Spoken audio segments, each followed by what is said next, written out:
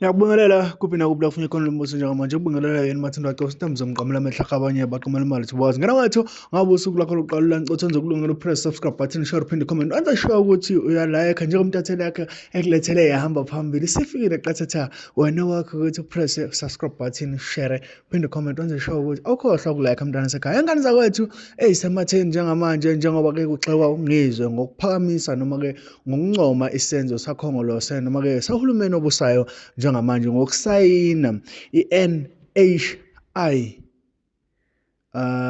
NHI if I'm not mistaken le kuyona esanda kusayinwa uhulumeni mangabe evumela izibhedlela noma ke evumela abantu ukuthi sebazongena ezibhedlela ngaphandle kokuthi ke bekhokhe isenti elincane nje ama-private hospital ikakhulukazi. Okay, baningi ke abantu abaphawulile ngasenzo sikangizwe kodwa ke ngicosule nami kwegwansile ngikeze nje kwegwansile ngathi abalali wami bazokudinga lokho. Wena kwakho ukuthi mangabe uqeda ukubona video hlala lapha kwi-comment section ngezivo lakho malana nalolu daba nayi video mlaleli wami.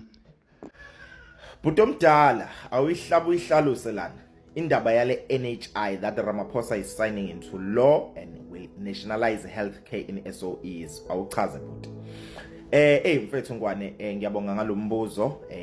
Akuwena ke kuphela owubuzile kule video kade ngifakile before. Bakhona nabanye bawubuzile. Ngase nje ngiweqa ukuphendula ngoba ngeke ngathanda ukukhuluma ngezinto ezisuke engathi zibucayi. Ngisheshe ngiphawule ngazo lapho ngakayenze research yami kahle ngazo.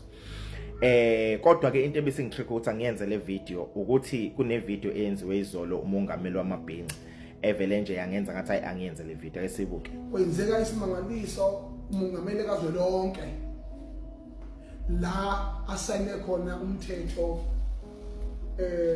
we-National Health Insurance. I-National Health Insurance isho ukuthi ishinte eyiningi esaluchazwa. Ngeke ngizizwe manje ngoba ngisangene emakhanda aduma nje. Ayaduma nina nithi zonke izozenzela ukhetho nani. Suthi ngisho oxygen nje leyiphefumulayo nina.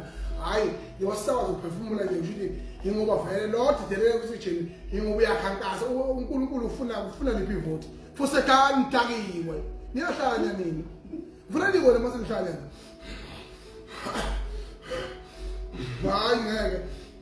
Le oxygen le hayi ngeke. Yini phefumuleka lo kanje. Ufuna ivoti uNkulunkulu ngeke ufuna ivoti ayikho lonto leyo. Lezi phuphu man. Use your common sense. Mongameli ngicela nje ngenkulu inhlonipho nokuhlonipha ibhinqa nation yonke ukuhamba eceleni kwalapho okhuluma khona. Lana ugejile kakhulu Macengwane ngokuthi usebenzise ithuba lapho khona okhuluma namabhinqa uzoshayela izandla into ezobulala ithemba lomuntu ohluphekile. I-National Health Insurance by the way indala ayifiki nohulumeni kaRamaphosa. Indala National Health Insurance kade yaqala ukukhulunywa nokuzanywa ukuthi ayibalansiswe. Uhulumeni kaZuma wayeqala ukukhuluma nge-NHI eyifake into okuthiwa i-National Development Plan okwakuyi-vision for u-2030 yokuthi asibalansise i-economy yethu sivuse izwe lethu libe sesimeni sokuthi sithathe i-healthcare system wonke umuntu ekwazi ukuyi-access. So basebeqala benza ama-studies as from then benza ama-consultations ba-approacha ama-professionals bahamba okwenza i-benchmarking kumazwe enziwayo lento. Amazwe amaningi afeyila kulento, amanye aba-successful anjani yila mazwe ayine-healthcare system up to standard, mainly in Europe lapho khona ugovernment wakhona izibhedlela zakhe zisemgangathweni ngenxa yokuthi sebebabaningi abantu more than i-infrastructure. Base beqhuquzela abantu ukuthi sizonikhokhela ukuthi niye ezibhedlela ongazizona ezikahulumeni ukuze nikwazi ukuthola usizo oluphuthumayo ngoba manje sekuyagcwala ezibhedlela zethu ngenxa yokuthi zazisemgangathweni. So uma ufuna ukuyenza ezweni elifana neSouth Africa ungawa-addressanga lawo matters izofeyila noma kanjani. Why? Because sina sinezibhedlela that are understaffed. That's number one. Onesi baya-retrenchwa as we speak. Every year onesi bahlezi be-complain ngokuthi baya-retrenchwa. Uma ubuka inamba yamanesi versus i-population yase-South Africa, we are understaffed already on ama-hospital ka-government. That's number one. Number two, ama-hospital ethi infrastructure yawo i-condition yayo is not proper. I encourage umuntu ogulayo ukuthi ahambe aye kuyona. wes uma ethe yafika kuyona ufica kugcwele ngalendlela ngenxa yokuthi we are understaffed, not because ukuthi icapacity ayikho assist abantu, but because abekho abasebenzi okuyibona bazosiza abantu. Now ngaleyo ndlela ke uma uthatha iNHI into enhle kangaka bese uzoyisayina into law kwi ground elinjalo, what are your intentions?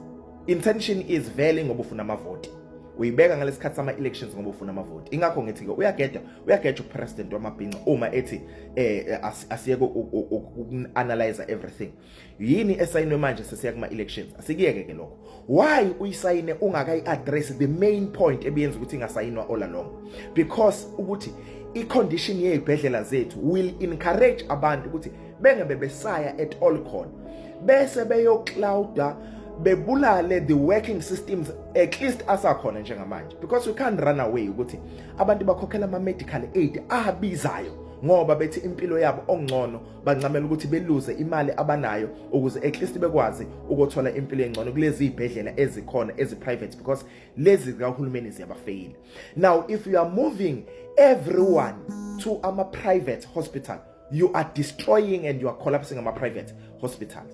Now ke ngeke ezavuma ama-private companies ukuthi le bill it come to being, so which means what? Bazoyi-challenge already vele no Democratic Alliance sebeyi-challengile in court, which means what? After uma kwenziwe i-research lapha kwenziwa nalo check of evidence and everything that is brought forward, kutholakala ukuthi i-NHI ngempela it's prematurely ukuyifaka manje, izokhanselwa. Ngenkathi uma ikhanselwa vele sobe sesivotile, kodwa ke nansi into ebuhlungu ukuthi kuyothatha iminyaka emingaka ukuthi abantu bephinde bekwazi ukukholelwa kuyona, ngoba usuyifaka prematurely manje uyayidestroya basically i-concept enhle kangaka. Mina bengizothi yini ukuthi uhulumeni ethathe lezi zimali willing ukuzikhokha towards i-NHI anga-improve i-infrastructure yethu yasa, ngoba okuyona into engenze i-NHI isebenze kangcono ukuthi ukhuphule izinga lezibhedlela zethu ezikhona njengamanje, usinyuse istaff sakhona. Yona into ngabe uhulumeni ethu ufocus kuyona njengamanje, ukufocus endabeni yokuthi uthi laba abangakwazi ukukhokhela ama-medical aid wena uzokubakhokhela kuma-private hospitals. Hayi, you are draining coffers of the state. Okusho ukuthi i-tax izokhuphuka, sizohlupheka kakhulu kunakuqala. Nansi into ezofika ibe west, izophinde kube khona i-corruption kulento. I-corruption yani siyazi, same thing that happened nge-road accident fund izokwenzeka la. 3 years later, ngisho ngaphasa 3 or 4 years later from now, izocollapswa yibona laba bayiphusha into law, because bazosebenzisa yona ukuzicebisa bona. Ayikakabi ready i-NHI mina ngokubuka kwami ukuthi singakhikhwa in, and especially uzoyifaka manje during the hype of ama-elections, you are attracting unnecessarily opposition kuyona, and mina ngithi ngeke ize iphumelele, izohluleka. Futhi uma iphumelelile ukuthi ayenzeke, because mhlawumbe kuthiwa iyaphasa ukuthi yenzeke njenge-education system, I think izobulala okuyona mnyombo wezempilo njengoba kwenzeka kwezemfundo. Emakhaya izingane zethu siyayisusa ezikoleni eziseduze zasemakhaya because there is no quality. Sincamela ukuyigibeza ihambe ziyofunda ezikoleni ezikude. Why senza njalo? It's because sifuna imfundo engcono for izingane zethu, ngoba le emfundo kuthiwa eyamahala uhulumeni asinikeza yona wayenza ngendlela engekho right, ngoba bekufuneka improve i-education system noma izikole lezi ezika government ukuze thina abazali sifisa ukuhambisa izingane zethu kulezi zikole zo no fee. Yona into ezokwenzeka ke lena ngezibhedlela zethu zizocollapse.